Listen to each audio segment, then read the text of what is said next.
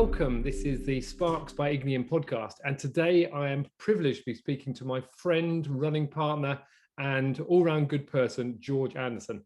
George described himself as a well-being coach. And I know we're going to be talking about lots of things other than well-being and including well-being, because George has been around doing coaching, doing running training, and various other things for many years. I've known George since about 2008 or 2009, when we talked together and we joined Toastmasters similar time.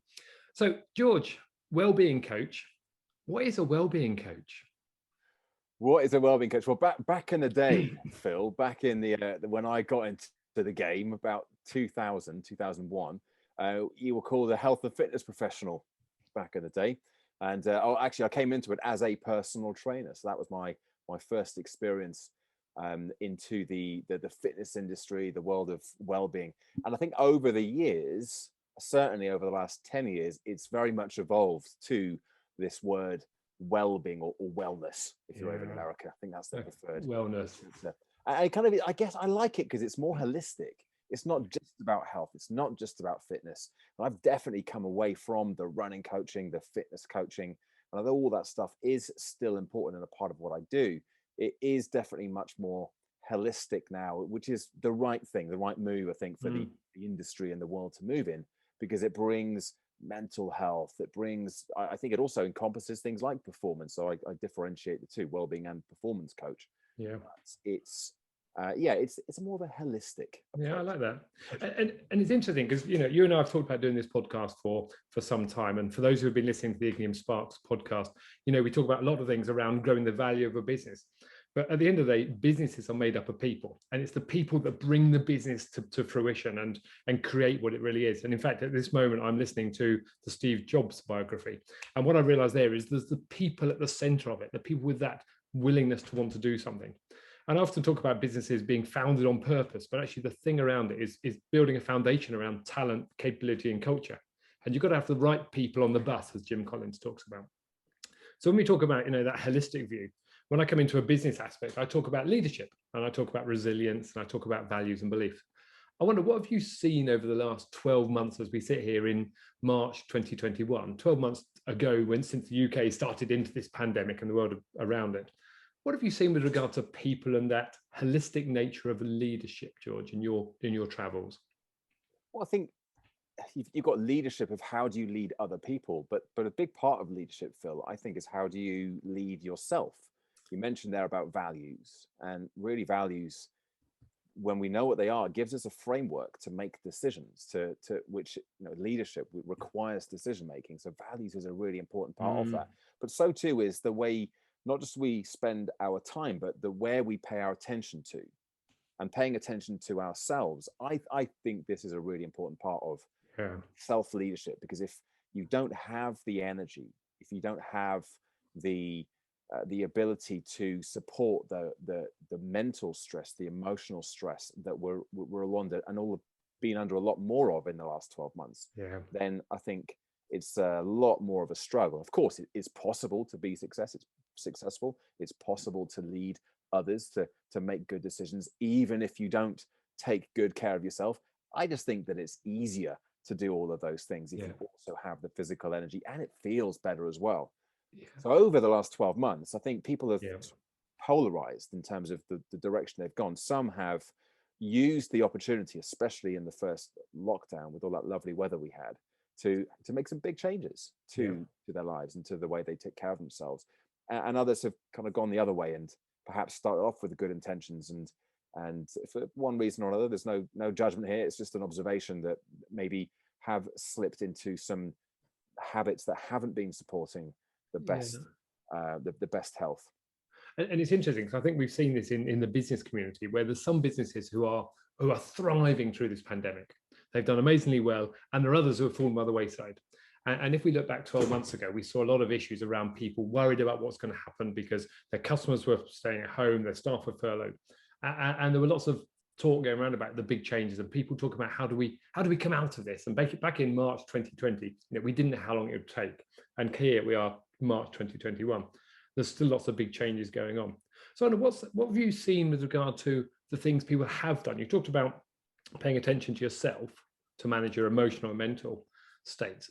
what have you seen people have actually done realistically to get themselves into the right physical and mental state to manage themselves through where we are at the moment? Well, I think some people have, as we've said, sort of been swallowed up with some of the extra time that we've gained from not commuting, for example.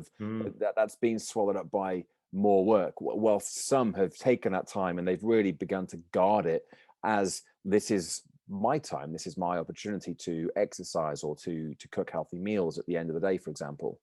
And I think those two things are great examples of what some people have done, getting into an exercise habit and a healthy eating habit.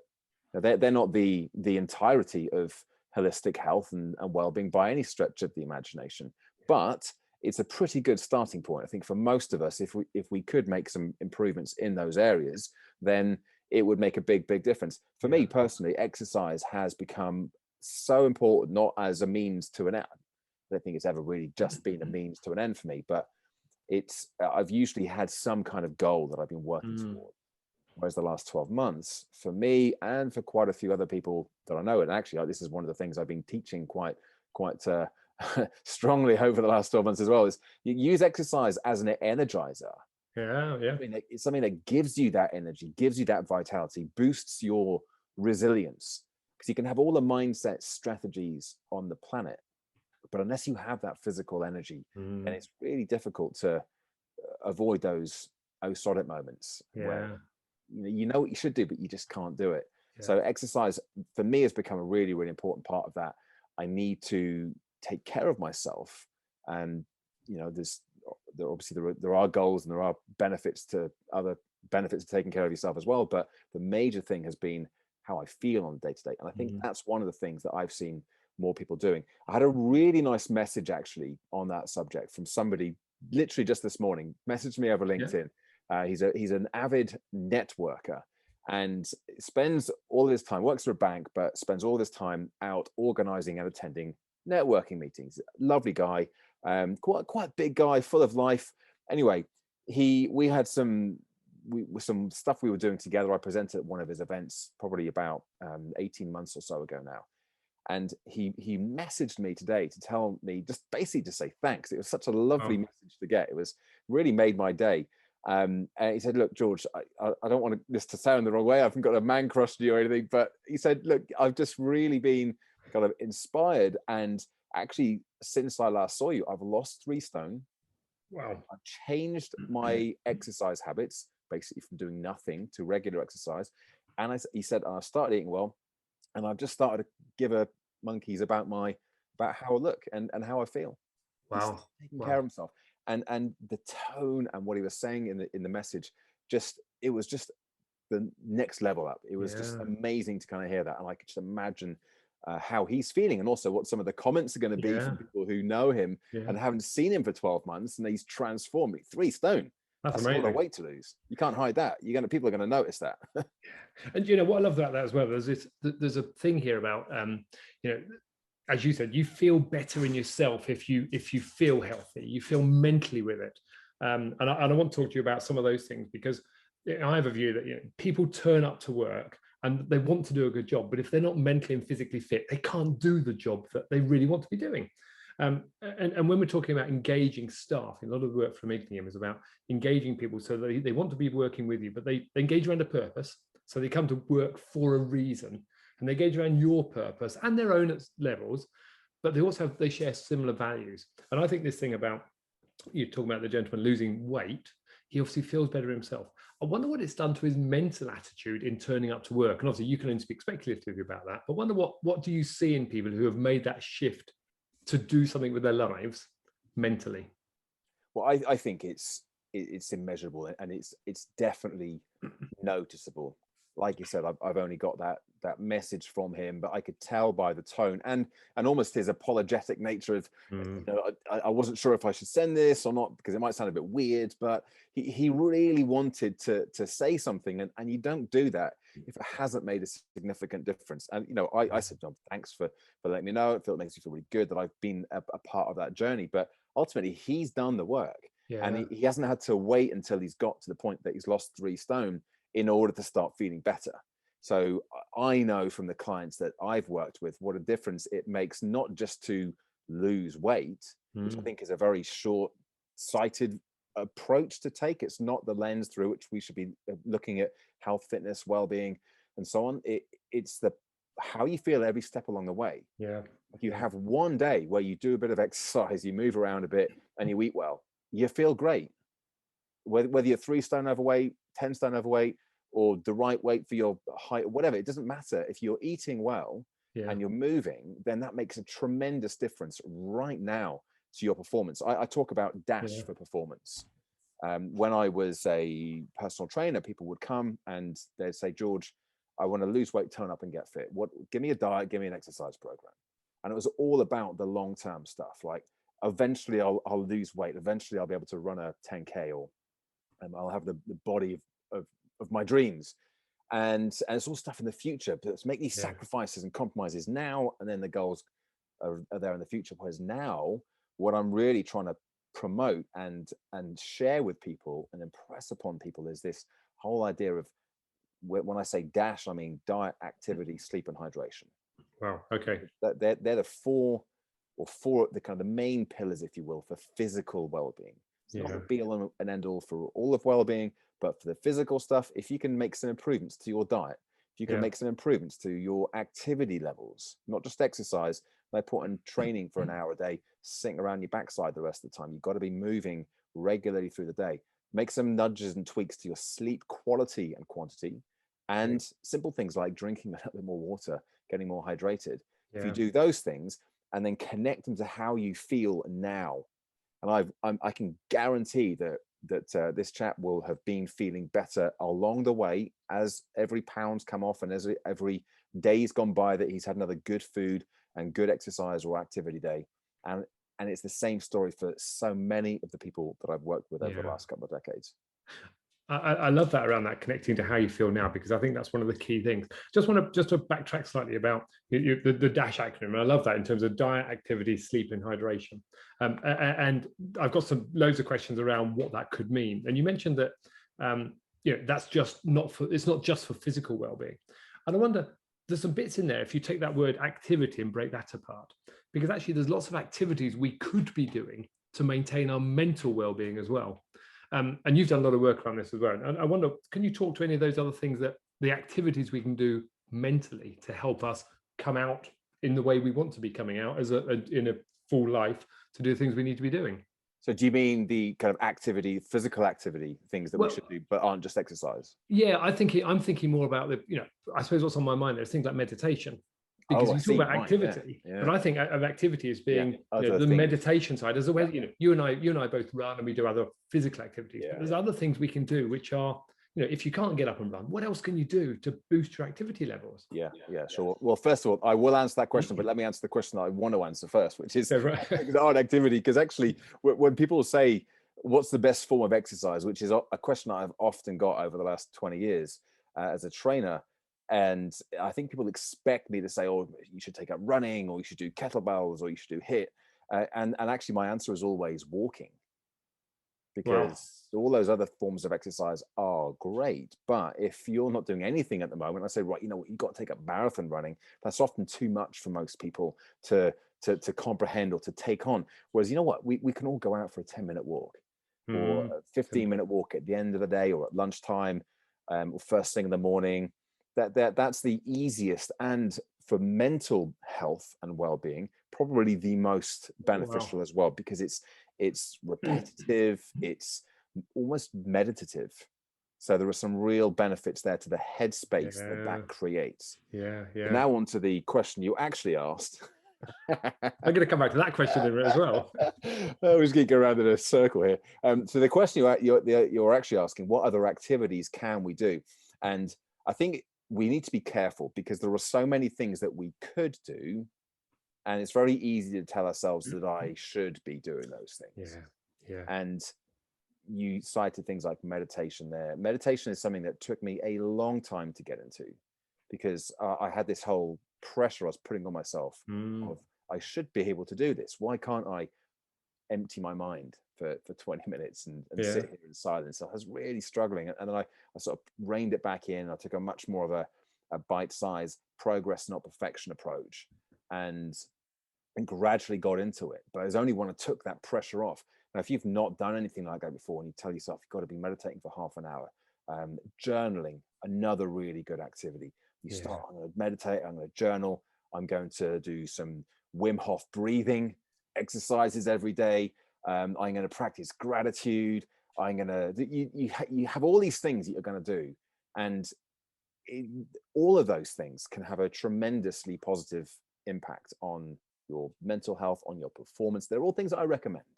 But if you go from a standing start to try and do all those things full throttle, it's overwhelming. Yeah. And you end up just giving up on them and then feeling bad and reinforcing that story that, nah, that ain't for me.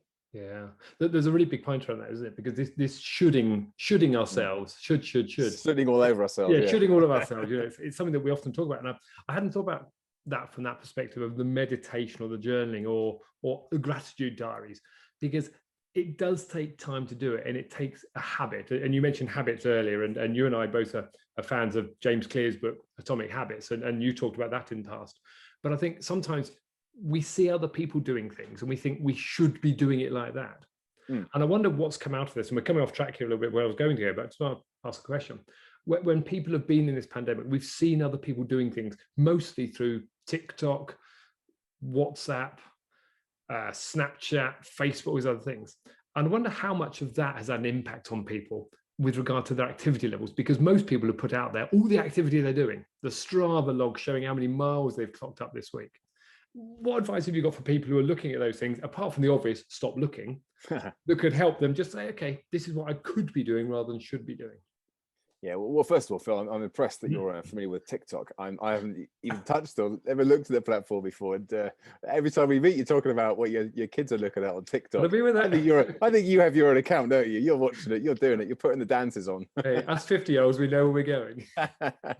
But no, I think you're right. And certainly I saw a lot of this in the first lockdown, where everybody and their dog was learning to bake and was, going out exercising every day, and was everybody was doing really good, amazing stuff, and everyone was super happy, if you were to believe the Instagram life anyway.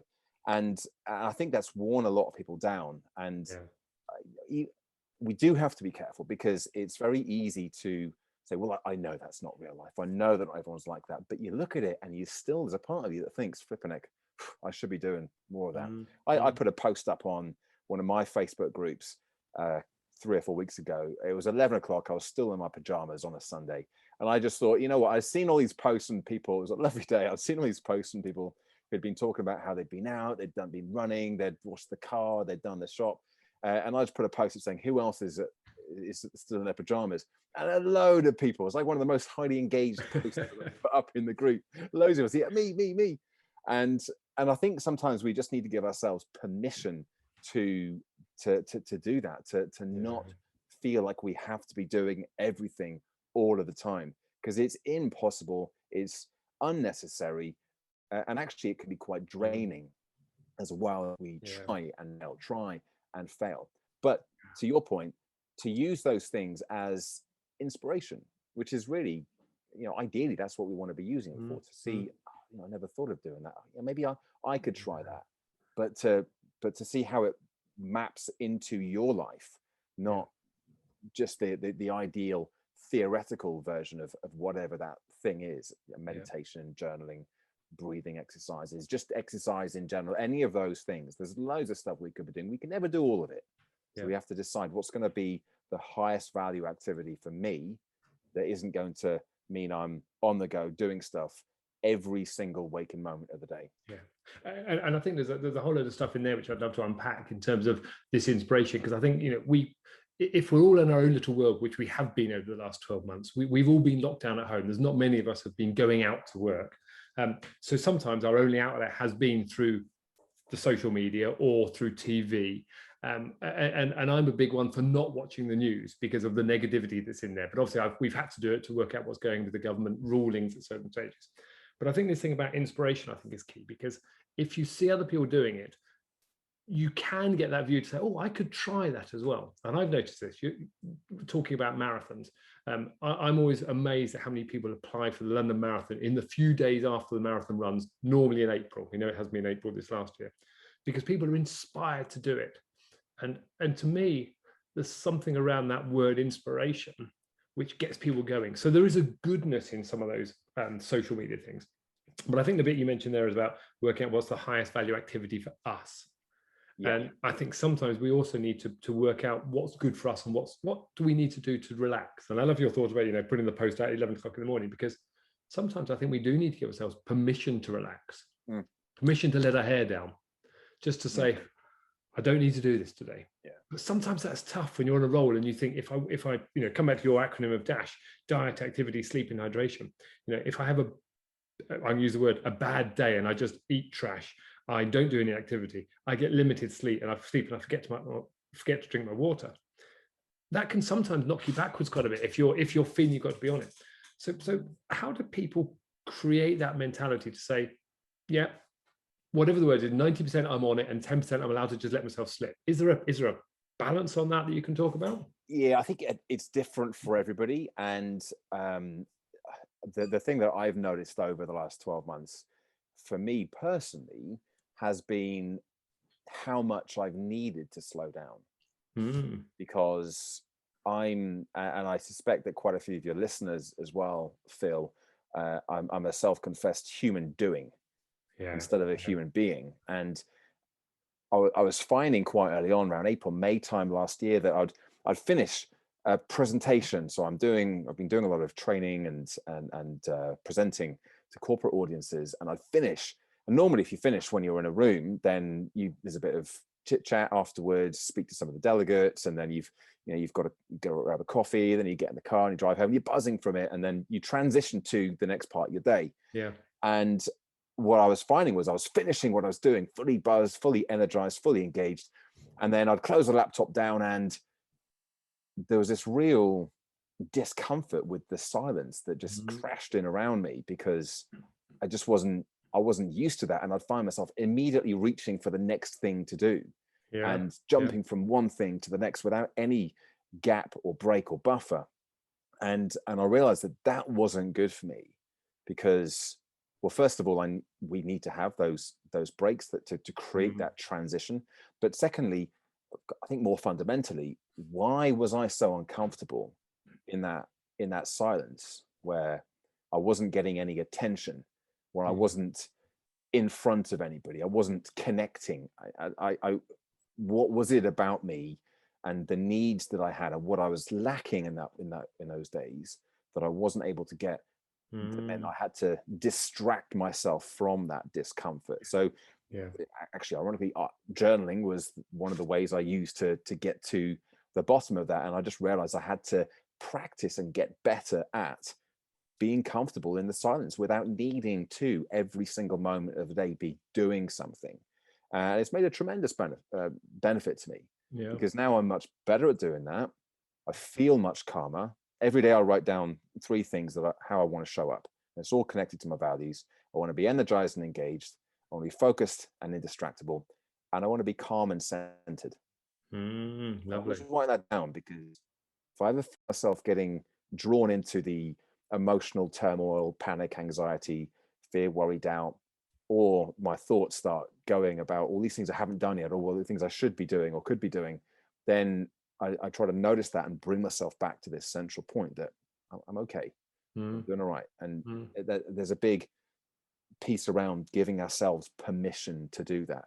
So I don't think it's such a balance of how much recovery time should we be getting versus work and operational time. I think it's throughout the day we need to be noticing when we are trying to distract ourselves, and then questioning, what is it I'm distracting myself from? Why do I feel uncomfortable in the silence? Yeah. I think there's a lot in there, isn't there? Because it comes back to that word intention again, that if you're intentional about your day, you can then go out and I use the word, it sets the context for your day. So I've just been running a course this last week for a number of people. And I was saying that actually we all have the power to describe how we want our day to unfold. But we just have to make sure as soon as our feet hit the floor, as we get out of bed, we set that intention in our mind. I have the words that I'm thankful for something the moment my feet hit the floor. because then it just sets me up for the right train of thought.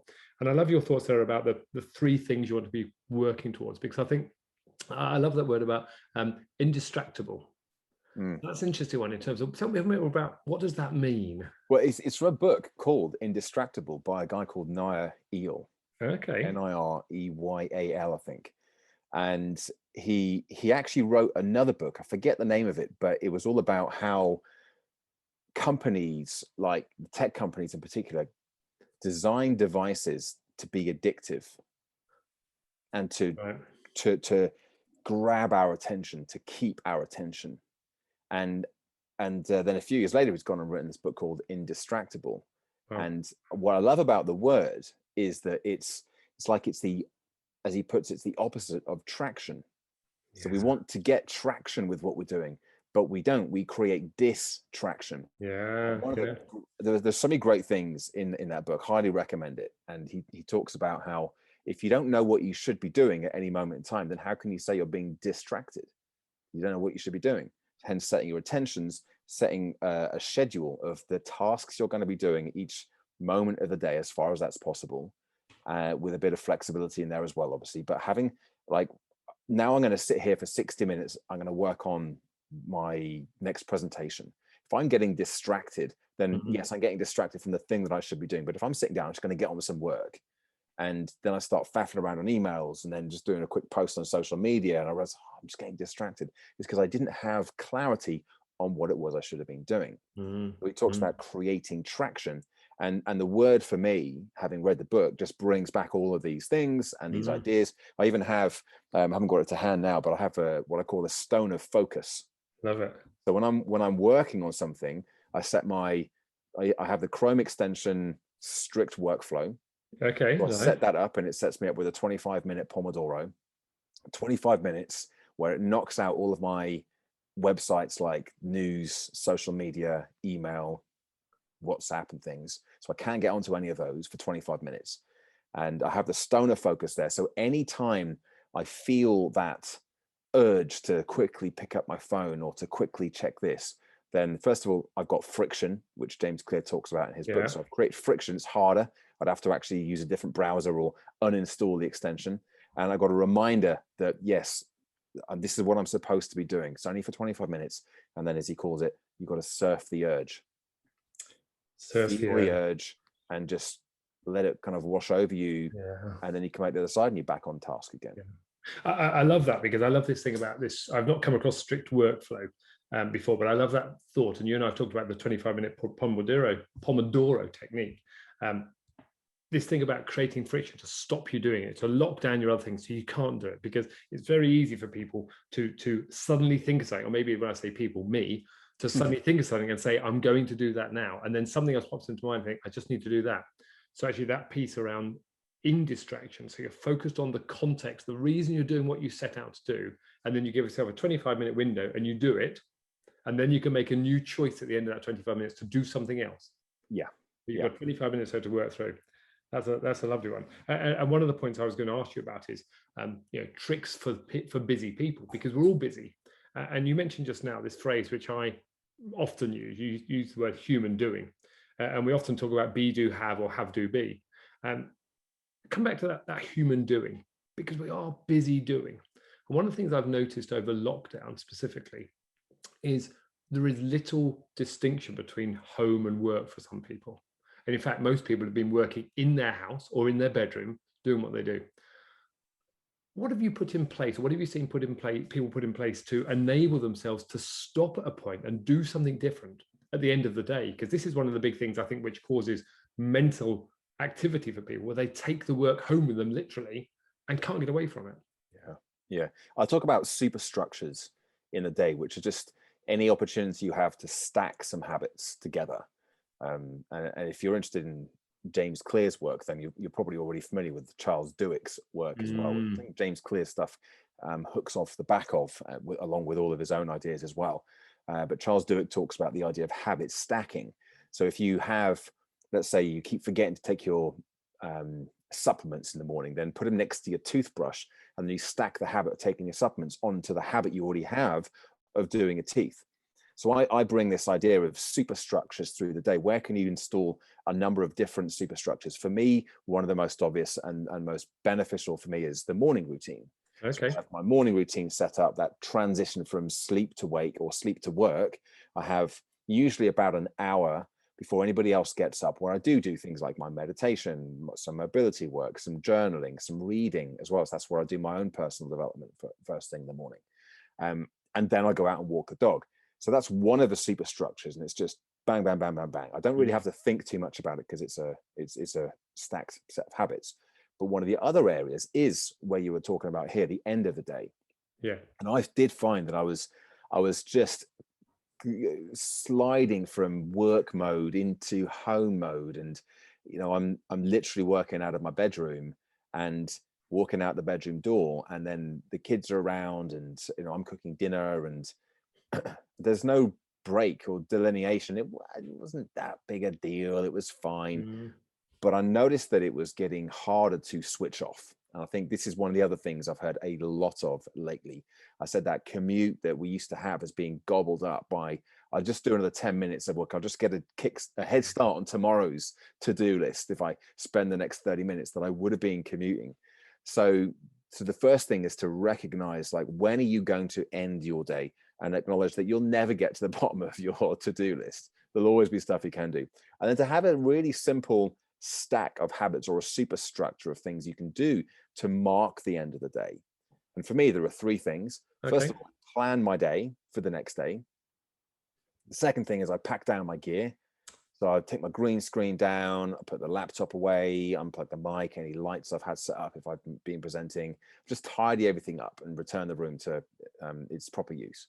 And then I go for a fake commute, which has been, people have sort of talked about it for a while, last few months. I think I've been doing it for about 6-7 months, and it's been brilliant because it's just that I just go for a two laps of the block, literally 15 minutes, pretty much almost walk straight past your house. Most evenings, about 5:15 when I've finished what I'm doing for the day. And grab the dog, grab one of the kids, and we just go for a walk.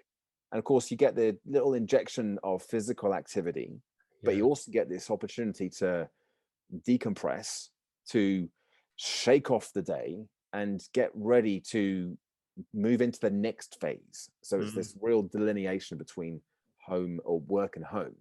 And it stops that residual stress and emotion being brought with you into the home environment, even though you're going from your front door back to your front door again. And I think there's some lovely things around that in terms of just having that distinction and that delineation between the two. And I love your thing about planning your day, pack down the gear, and then that fake commute. And I think that's a great one to do because you can just do it. You can go for a walk, just do something different. I want to switch track slightly, just come back to something you and I talked about recently. So you describe yourself as a well-being coach. And one of the things we talked about was around 5 ways to well-being. And when you mentioned about your DASH acronym, I love that in terms of the diet, activity, sleep, and hydration. I wonder if we can just talk about 5 ways to well-being as a way to help us. Because when I talked to you before, we talked about connection, we talk about activity, which comes into your DASH acronym. We talk about being present and then giving, but also keeping learning. And there's a few things there which I love. Keeping learning something I talk to listeners of this podcast about in terms of, I use the phrase readers are leaders and leaders are readers. Those leaders are ones who are out there reading all the time. But we often find that some people don't want to keep reading, or they're not able to read in the way that they want to. So I wonder if we can just talk to any of those 5 points to look at what could we do around well-being itself.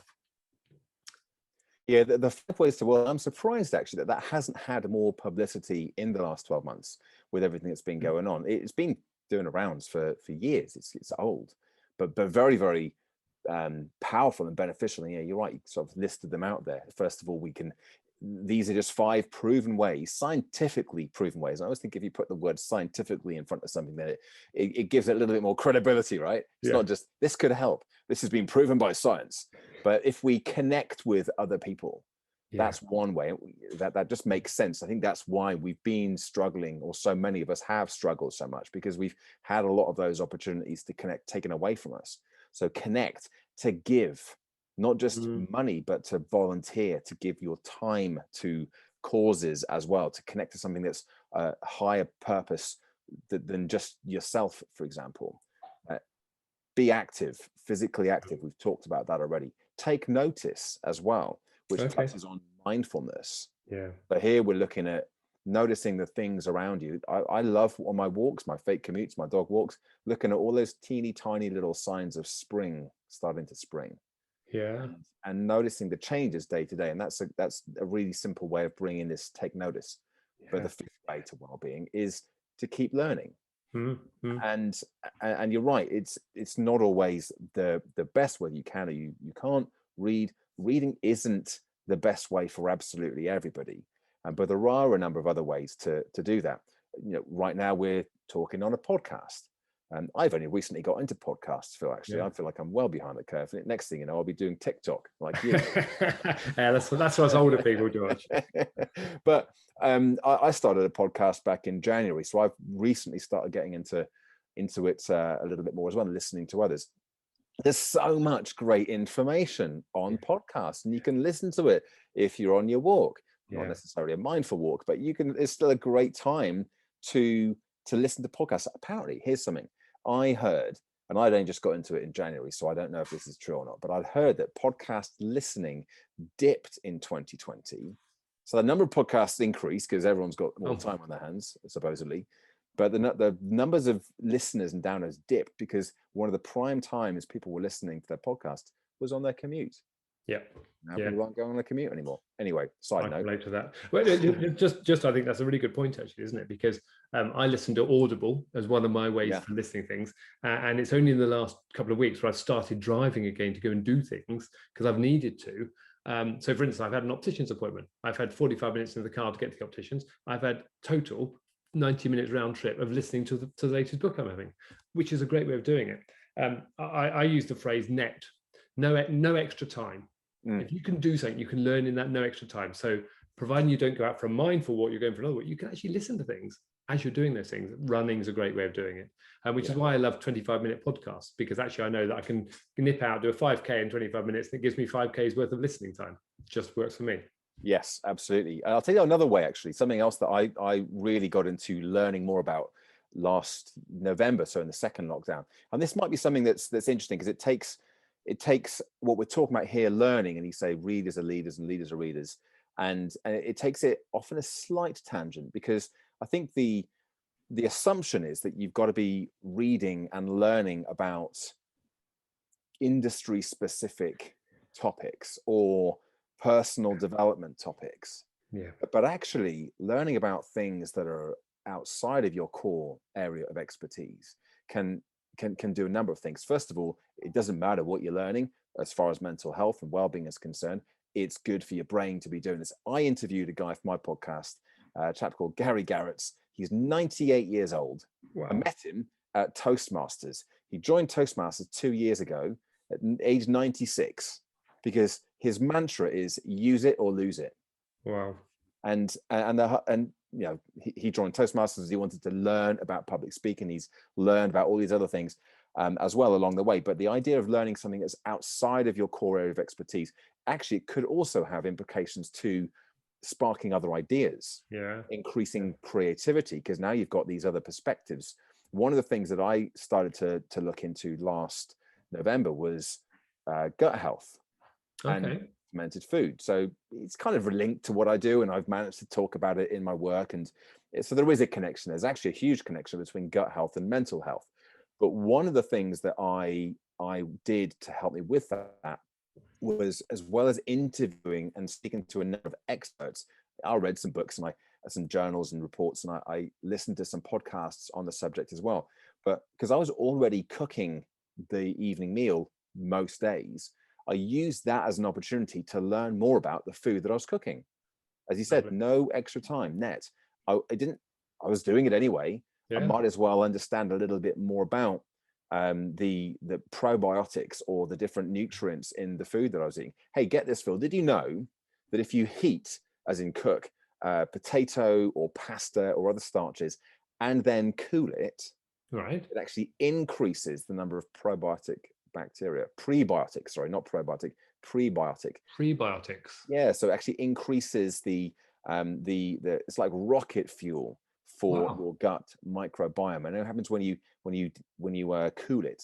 So potato salad, for example, a great way of getting prebiotics into it. Who knew? And I went on this fermented food course and learned all about that. I said, wow, that's brilliant. And there's all these little things that I learned, and I'm sure they're having an impact. And obviously they're helping with helping me and getting healthier, and exploring new foods, new recipes, and so on as well. So I'm winning on that one, Phil. Love it. And that thing about the learning through different things. So learning to do, you're doing the cooking anyway, but then doing and experimenting with it. And this gut health, if anyone wants to go listen to that, did you do that on your podcast? Have you talked about? I haven't done the gut health podcast yet, but it's on my list. I'm in two minds. I don't think I'll do it just by myself. I'm gonna get one or more of the experts that I've spoken to, because I've done all these interviews, but I never recorded any of them because I wasn't doing the podcast at the time. So I'm gonna kind of go, that conversation we had, Dazzy, could we have it again, and could we record it this time? and there's a great stuff in there, because I think people want to learn about those things as well. And I think you mentioned about that link between gut health and mental health. I've been looking into this as well. And I wonder whether it's because as I'm getting older, I'm thinking about longevity a bit more. I listened to a great podcast from a US doctor called Peter Attia, and I must admit, some of what he said goes over my head, but the bits I take away around how do you maintain and how do you grow your potential to live longer. And there's lots of things we can be doing as you go through your life to give yourself that potential just to do more. And this thing about gut health and mental health, I think, is really coming out in terms of looking at the different levels of, we always thought the brain was just in the head, but actually heart brain and gut brain, and how you can get that connection together. So I think there's a big piece there around for people to learn more. And it comes back to that well-being, because you can learn more and then you can do something with it. So it's actually doing it for real. The other bit I want to talk about as well is, in terms of the keeping learning, you mentioned our Toastmasters. So you and I been good Toastmasters. I introduced you to Toastmasters many years ago. You've kept it going. You're brilliant. And I'm just rejoining as going back in as a rookie. Tell me a bit about speaking and what you can do with regard to your spoken word to learn more, and how you can go about doing that to get more knowledge for yourself. Yeah, it's funny. I've been doing a lot more speaking publicly, professionally in the last few years, and it's accelerated actually in the last 12 months, mainly because of speaking on subjects like well-being and resilience and stress management and so on. But one of the things I find is that you can know something, you can have an idea, and you can understand it conceptually, and somebody can say, "Oh, do you understand about X, Y, Z?" "Oh, yeah, I get that, I know that." But it's only when you're asked to describe it or to teach it to another person that you really own that knowledge then, because you're able to articulate it. It's one thing knowing it in your bones and you know it yourself, but it's another thing to be able to say it and explain it. And what I found is that by speaking more, I've learned more about not just kind of my own self and confidence and the skills that go with communicating from a platform like that, whether it's virtually on Zoom or on an actual stage, but actually the specifics of the things that I'm teaching. If I can't explain it, then it's like, actually, I don't fully understand that. And I'm going to go and find some answers so that I can teach it in such a way that other people understand. Because if I'm not able to explain it, then I obviously don't have all of the pieces. So that's really helped me over the years to embed that knowledge and understanding with the various subjects. I love that as a thought there, actually.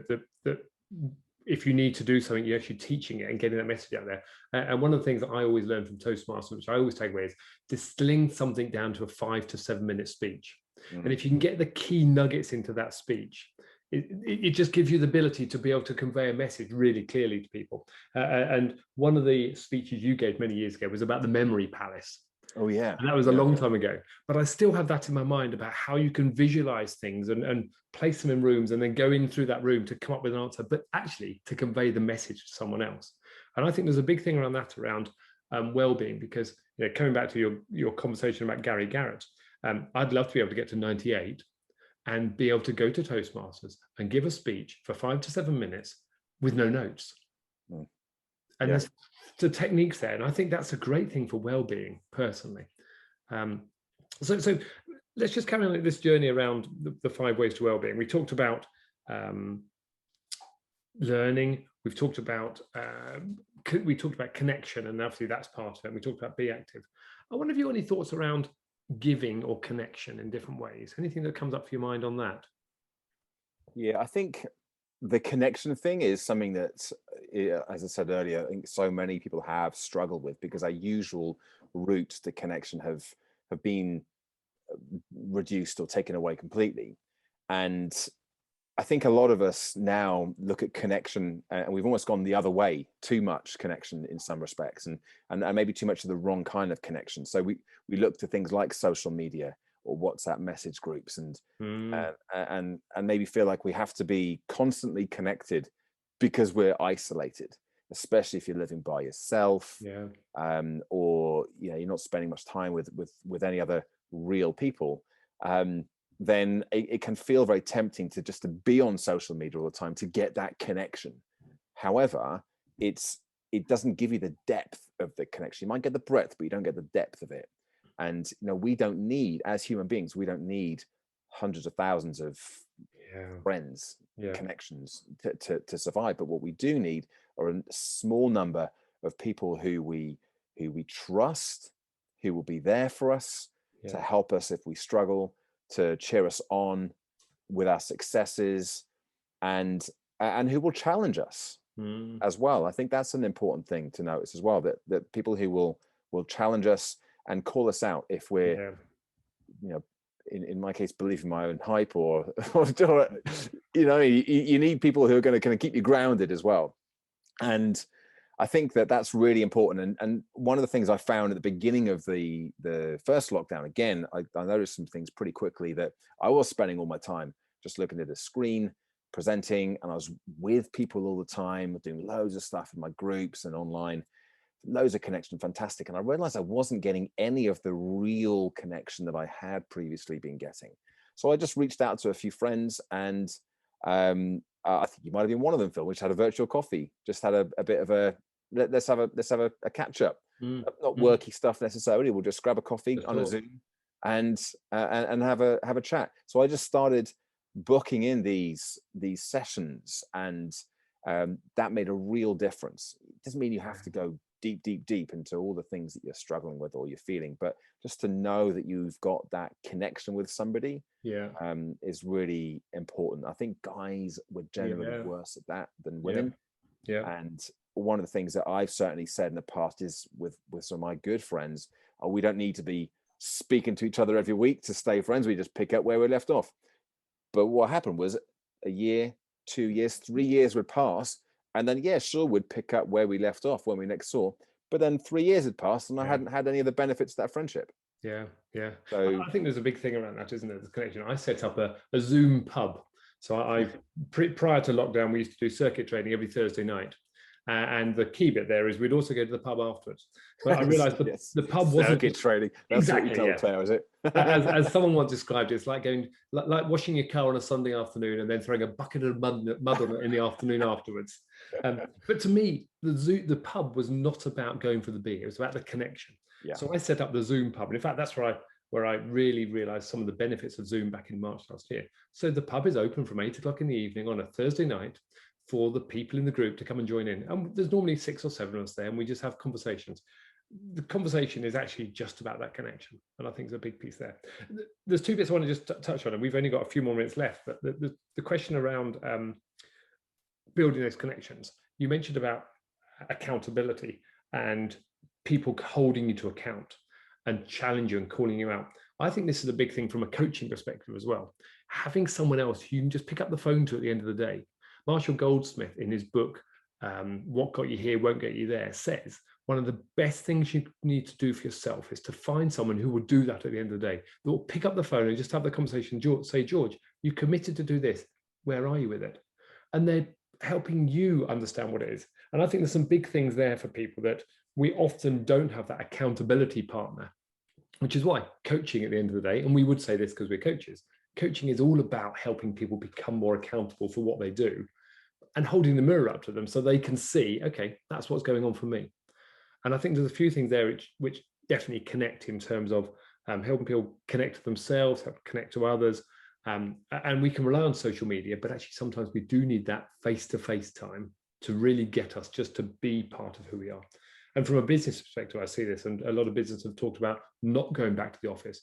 But I believe we will go back to the office because people want that connection at some level in some way going forwards. Here's a question for you, and this is the way I often try and round off these podcasts. It's a bit of the one that everyone else does, but I would love to find 3 things from you. The first one, a couple of top tips that people could take away in their lives to help them become more productive, that might link into your dash or the 5 ways of well-being. Love to learn about that. And then also the follow-on question, that is, what top tips have you got for either books or other learning material you've come across which you think that would really just accelerate people's ability coming out over the next few months? So 2 questions in one, but top tips first. Okay, top tips. Don't just have a list of what needs to be done, but a schedule of when you're going to do it. And there's a lovely Stephen Covey quote that goes something like, if you don't schedule your priorities, you'll end up prioritizing your schedule. And I think so many of us are guilty of this. We book in meeting after meeting after meeting, and our day gets swallowed up by other people's agendas and things that we have to get done. And we don't put in the things that are going to be the important things for us on a personal level or on an energy management level. So exercise, taking a break for lunch, taking buffers in between meetings, that fake commute at the end of the day. If you don't book those things in, they probably won't happen. So make a schedule, not just a to-do list. Have a to-do list, but then decide when you're going to do those things and be realistic about how long each of those tasks is going to take. And I can't believe that I've got so far into my career without having figured this out, Phil. I've literally only started doing this in the last 8 months. I think I've been doing this, and it has transformed my productivity, my sense of connection to what I'm doing as well. And because every day I write down my schedule, I write down what training I'm doing, what food I'm going to eat, and I write down, well, I told you about my showing up words. So they're the things I set my intentions every day alongside my plan. And I also write down something around my goals for the day as well. Wow. That would be my second tip. Connect the what to the why. Okay.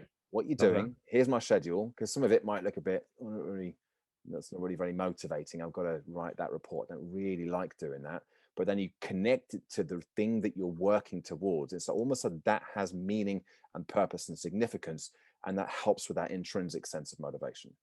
I love that. I love that connected what to why. And I'm a big fan of Stephen Covey. And the book is always on my desk. I'm now holding up the article number 1, 7 Habits of Highly Effective People, to George. I must be the only dad who actually bought this book for my daughter for her 18th birthday. I don't expect her to read it yet, but one day she'll read it and she might thank me. It may be many years' time, because I believe there's lots of tips in that book that are just so important that we all should learn. And like you, I probably didn't learn them early enough. So I'm hoping one day my 18-year-old daughter picks up and says, thanks, Dad. So great tips. I love that. Schedule what you're doing and connecting your what to your why. Love it. So let's carry on with the learning bit in that case. Books, podcasts, what have you listening to that's really got you going? Maybe you think someone could take away. And obviously, you do need to mention a bit of a boost in doing this. I will give you permission to mention a bit of a boost. So the oracle when it comes to managing energy and boosting your positivity and motivation, then search for a bit of a boost on all good podcasting platforms.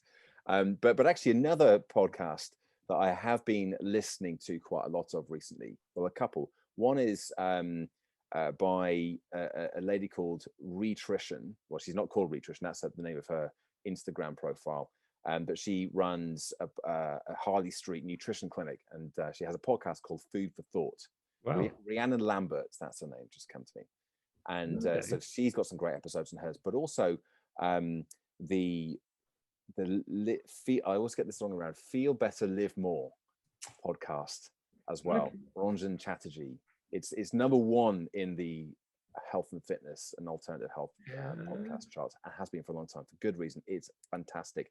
A lot of the gut health stuff that I've listened to, episodes I've listened to, have been through episodes that he's had on his podcast with people like Tim Spector, for example. Okay, yeah. So some really good stuff in there, not just for gut health, but for all kinds of things. Had some great guests. And actually one more, I'll mention Elizabeth Day as well, which is one that my wife was listening to, and I used to keep coming into the other room and I'd hear it and I'm thinking, oh, that's actually quite interesting. It's called How to Fail. And she talked about, she has guests on, and the 3 questions that they've been sent in advance are 3 times in your life that you failed. And then she talks about them. It's basically about resilience, Phil. It's really good, but some really interesting guests, some really interesting stories. And I just finished reading her book, Failosophy. Anyway, books, apart from Failosophy, I've already mentioned it. I highly recommend. There's a ton of great books out there, but if you're looking for something to accelerate your results and your performance, I recommend Indistractable by Niall Eel. It's a really, really good book. Yeah, that's just packed with practical tips and advice and different perspectives as well. So if you do find that you struggle with getting distracted, difficulty staying on task, or knowing how to prioritize where to pay attention, then that's a great starting point to help. Love it. There's some really good things actually, and I love that in terms of those different podcasts and books around it. And at the end of the day, you're someone who's living, I was about to say, a living example of putting what you do into practice. And also being able to send out your note at 11 o'clock in the morning and say, I'm still in my pajamas, because that's okay as well. So George, it's been fascinating here talking about lots of different things here. I've really enjoyed it. I'm looking forward to having another conversation with you to talk about some other things which are just triggered off in my mind. So if I'm lucky, hopefully you'll come back and be a guest again later on, because there's some other questions I'd love to ask you. But we've covered lots of things there. We've talked about your DASH principle. We've talked about your morning routines. We've talked about the 5 ways to well-being, some great tips as well. So thank you very much. It's been a privilege talking to you, and I look forward to seeing you soon. Cheers, Phil. Thanks, George.